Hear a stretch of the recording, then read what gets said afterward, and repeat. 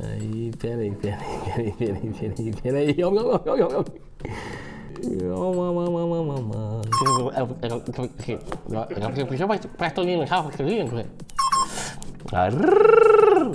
Você já se sentiu injustiçado? Você já teve vontade de se vingar de alguém? Se você já teve algum desses sentimentos, fica com a gente aqui nesse vídeo porque hoje nós vamos falar sobre justiça própria versus justiça de Deus.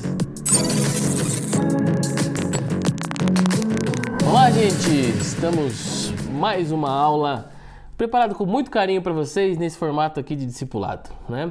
E hoje nós vamos falar sobre justiça própria. A inspiração para isso, né? Nós estávamos no trabalho esses dias aí, o pessoal entrou numa discussão lá sobre justiça própria, justiça de Deus e tal. E eu me lembrei de um filme muito famoso dos anos 90. O filme chama Advogado do Diabo. E ali mostra as manobras de um advogado para tentar salvar os seus clientes e vencer algumas causas, né? O que aquele filme, né, de cultura pop traz para nós na palavra de Deus é que muitos de nós não percebemos, mas em vez do nosso advogado ser Deus, o nosso advogado se torna o diabo, ou nós mesmos com os nossos corações enganosos, né? E a palavra de Deus diz em Romanos 10, versículo 2, que diz assim: porque lhes dou testemunho de que eles têm zelo por Deus, porém não com entendimento. Porquanto, desconhecendo a justiça de Deus e procurando estabelecer a sua própria, não se sujeitam ao que vem de Deus. Bom, usando ainda a inspiração do filme, né? Tudo que não vem de Deus, ele vem ou de uma natureza pecaminosa ou de Satanás, né? E acontece muito na cultura pop e como a gente está vendo a evolução antropológica, social, né? A influência disso, né? A influência da justiça própria. Você quer ver um outro exemplo pop, de cultura pop, são os funkeiros, né? Aquilo ali é uma vingança social, então para ele mostrar que venceu, ele ostenta, ele se vinga socialmente para dizer que a favela venceu. Vamos ser bem sinceros, quem conhece um pouquinho de economia sabe que a favela não venceu, né? Pessoal, infelizmente ainda vivemos num país muito pobre, ainda não existe justiça social para todos, né? Mas esse jargão da favela venceu, ele é um jargão de vingança, ele é um jargão de justiça própria. Aquele que foi injustiçado, agora de alguma forma ele consegue mostrar para os outros que ele venceu, que ele ganhou de alguma forma. Mesmo que sendo pela força do próprio braço. Apegado, obviamente, em coisas terrenas, porque ele acredita que tendo um resultado financeiro ou tendo algo que ele consiga mostrar que venceu, aquilo estabelece justiça. Bom, a justiça de Deus, ela não é dessa forma.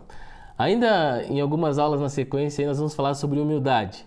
E uma das coisas que preserva a justiça de Deus são aqueles que se movem em humildade. E tem coisas muito interessantes na justiça, que a gente chama de justiça aqui da terra, né? Que são os direitos e os deveres, né? E o que eu acho mais curioso na Bíblia é que o cristão ele não tem tantos direitos, mas ele tem alguns deveres. Eu vou te dar um exemplo prático de justiça própria. Imagina que você tem um pai aqui na terra, o seu pai ou sua mãe, e eles falharam com você. E de alguma forma eles não foram bons pais para você. Você se sente órfão ou você se sente injustiçado por não ter tido pais como, sei lá, um amigo seu que teve um bom pai, uma boa mãe, uma família estruturada, né? E aí você, por muito tempo, resolve se vingar dos seus pais, chamando atenção, ou não conversando com eles, ou não perdoando eles, né? Mas a Bíblia, ela fala muito mais, como eu falei, sobre deveres do que sobre direitos. Quer ver isso agora nessa ilustração que eu acabei de usar? A palavra de Deus diz: honrai pai e mãe para que se prolongue seus dias sobre a terra. Está falando sobre direitos ou sobre deveres? Está falando só sobre deveres, irmão. Pode parecer que você tem o direito de ser bem tratado. Então, se eu fui bem tratado, agora eu vou tratar bem meus pais. Não, a Bíblia diz: honrai pai e mãe para que se prolongue seus dias sobre a terra. E ela não diz assim: honrai pai e mãe só se os seus pais forem muito legais com você. Não, não diz isso. Diz honrai pai e mãe. A justiça de Deus ela é muito diferente daquilo que a gente compreende.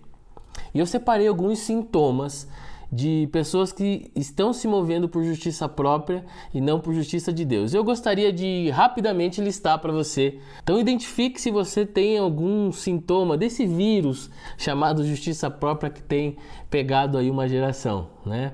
Primeiro sintoma: você tem um padrão ético próprio e moral para julgar as pessoas. Esse padrão ético não é a Bíblia, é o que você acredita ser correto. Um outro sintoma é um mecanismo de compensação. Se eu falho, logo eu já faço isso aqui. Um terceiro sintoma: um ritual, um procedimento para sermos aceitos, né?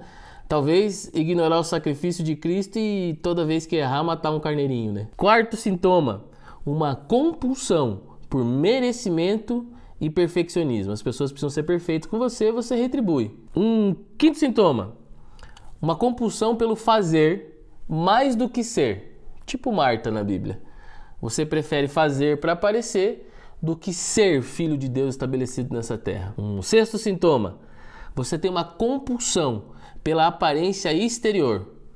Como as pessoas se vestem, como você se veste, o carro que você tem, enfim, o padrão que exteriormente você apresenta. Sétimo sintoma: quando você tem um desprezo, julgamento, quando você subestima pessoas que talvez não são tão capacitadas que você ou que talvez são diferentes do que você. O famoso preconceito, né? Oitavo: você tem uma dificuldade muito grande de perdoar as pessoas, mesmo elas te pedindo perdão ou elas não te pedindo perdão.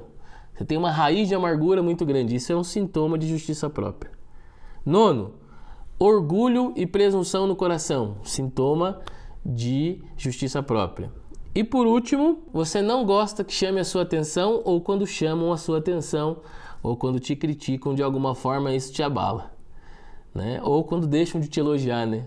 Como diz um filósofo contemporâneo aí, aqueles que se preocupam muito com os elogios também se preocupam muito com as críticas, ou vice-versa. Aqueles que se preocupam muito com as críticas também se preocupam muito com os elogios que vão receber, né? Bom, esses sintomas, eles apontam para algo destinado ao seu coração.